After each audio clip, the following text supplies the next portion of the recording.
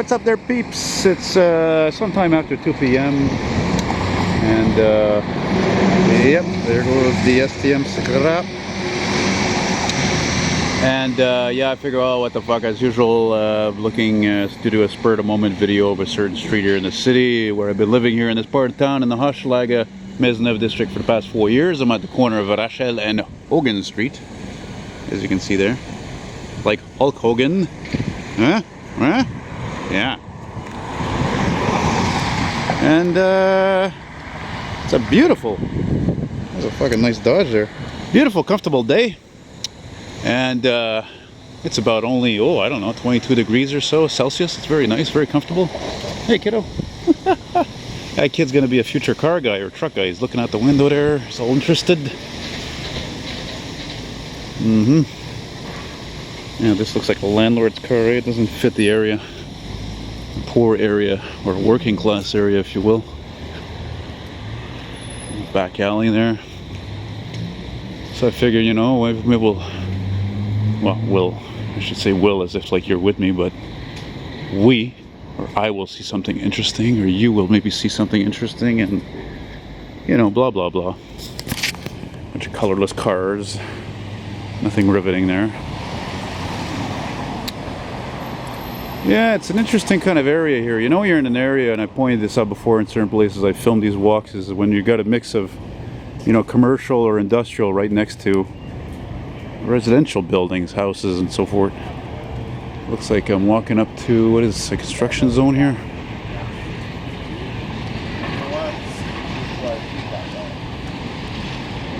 Yeah, that's nice.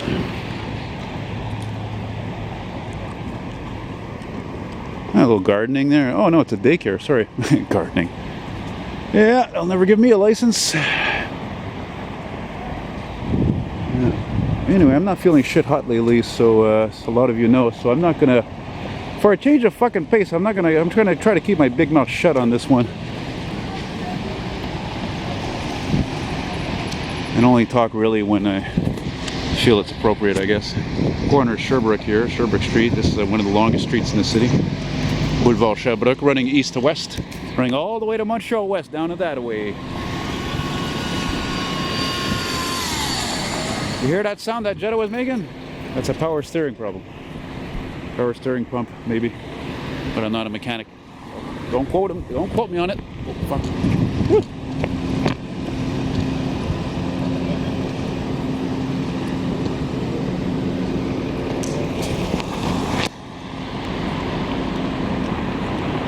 And now we're really gonna go get down, literally.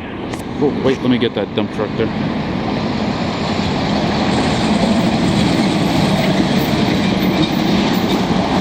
For you truck lovers like me, comme moi. See that? Look how steep that is. Yeah. Let's get down.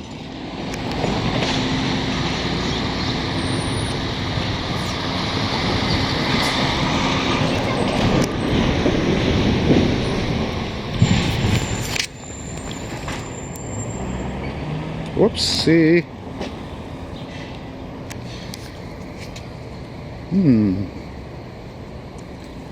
Why does it remind me of Homer Simpson in there holding a beer, you know? Yeah.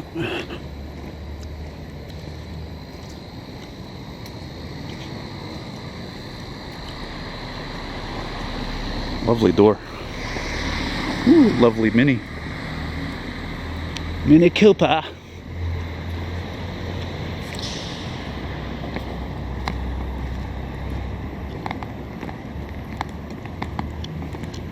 Well, I've been running down a road trying to loosen my load. I got 7 women on my mind. 2 that want to own me, 4 that want to steal me, 1 that she says she's a friend of mine. Take it easy, take it easy. Don't let the sound of your own wheels make you crazy. That's the story of my life, isn't it? Most of my life. Yep. I used to think sometimes in these really dark times of my own mental trouble that I'm like, yeah, they could hook up fucking electrode to my heads and do studies on me, you know? And say, what is Mr. McFall? What does it make him tick? Why is he so out of the norm? out of the loop, out of a normal mental state, a healthy mind.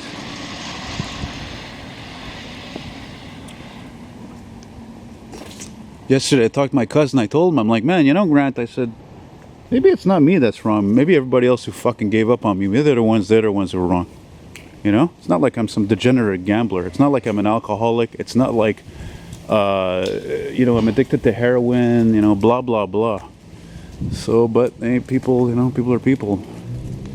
And unfortunately, the younger people I had as friends, well, they're the worst because they're easily most scared. They're not there for you forever. My mom, pathetic as it sounds in a way as a man as I am at 41 years of age, she's always been there for me. She always will.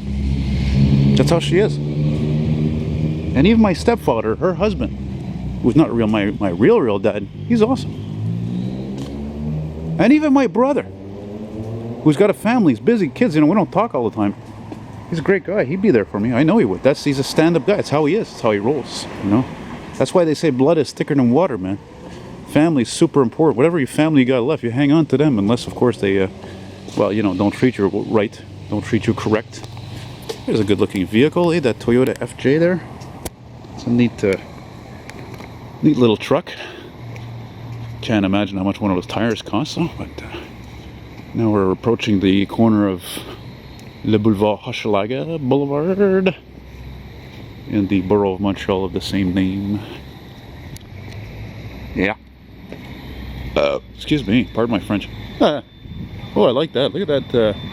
Wow, that's kind of neat, eh? There's a kind of a egg crate pattern there with that driveway with the grass there. That's pretty neat. You don't see stuff like that, especially in a poor neighborhood like this. But then again, this is not a poor building. It's a fucking condo here, or maybe it's not. Maybe it's low income housing. Whatever. Rust it out. Yeah, it's a cool looking truck. And like the Mini, they're in different colors, like the Volkswagen Beetle. You know, what's wrong with that?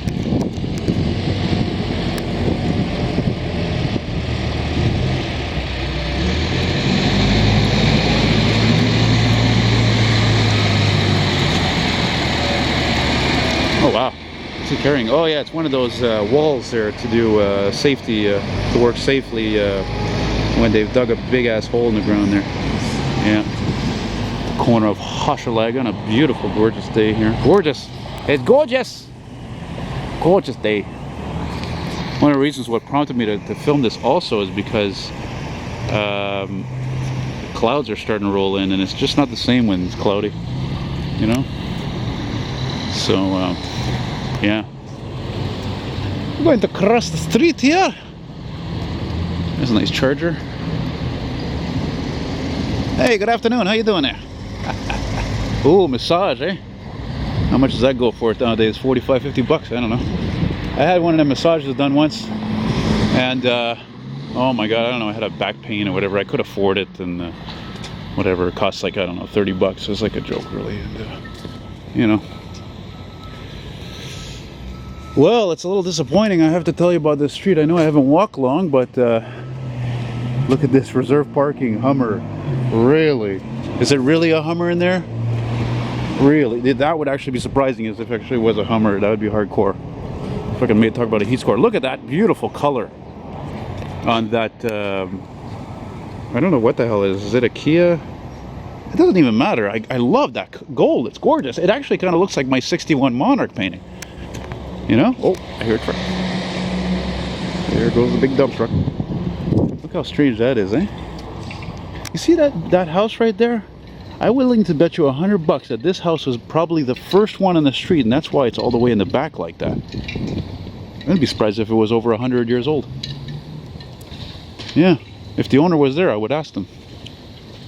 Look how the houses got suddenly much older here than when we were above Hochelaga Boulevard. Interesting. See? That's why I film these walks. I mean, yeah, I love to be able to see whatever interesting cars, specifically if they're old. But it's about history. It's about design. It's about architecture. You know, details like these bricks, for example. I forget what they're called. We had a house like that when I was growing up in the 80s. Built in 1954 in Roxborough, here in Montreal. Yeah. Gonna be a nice evening for the orange julep, I'll tell you right now, man. Last time I went there, oh man, it was a full house, man. I don't think it's gonna be like that tonight because there's clouds, as you can see. And it's weird, you know, these old car guys, that's how they are. It's like if a guy owns, for example, an Audi R8, you really think it's even more unlikely for a person who has a classic car that's in almost perfect or mint condition to go driving around, even if it's cloudy, even if it's not going to rain, even if it's not in the forecast. If it's cloudy, look like it's going to rain. You know, they pussy out on that. I hate to say it, but that's what it comes down to. I mean, it doesn't matter. If it's not going to rain, it's not going to rain. I know the meteorologists are wrong sometimes, but I mean, it's obvious we're under a high pressure system here. You know, low pressure meaning like, you know, it rains, it's unstable.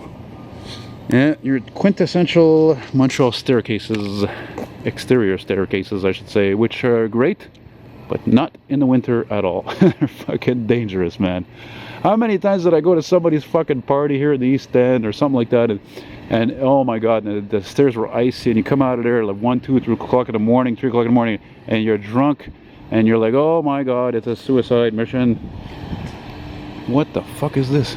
Look at this. It's a it's a grassy kind of a honky rink, huh? I don't know what else you'd say it is. Yeah, oh, okay, l'école Saint-Anselme and Saint-Anselme Street. Very old school. Yeah, you know when a school is that old, I can't help wonder if there's any ghosts in here, really. Yeah, that reminds me, there was some, I guess they're probably still there, some Ghostbusters, so to speak, some paranormal investigators, and they've been checking out an inn, hotel there, an inn in Hudson, which is off the island of Montreal, west there, and see if you find anything there. And apparently their Geiger counters or whatever went off the fucking, went into the red there. They freaked out what's coming here, man.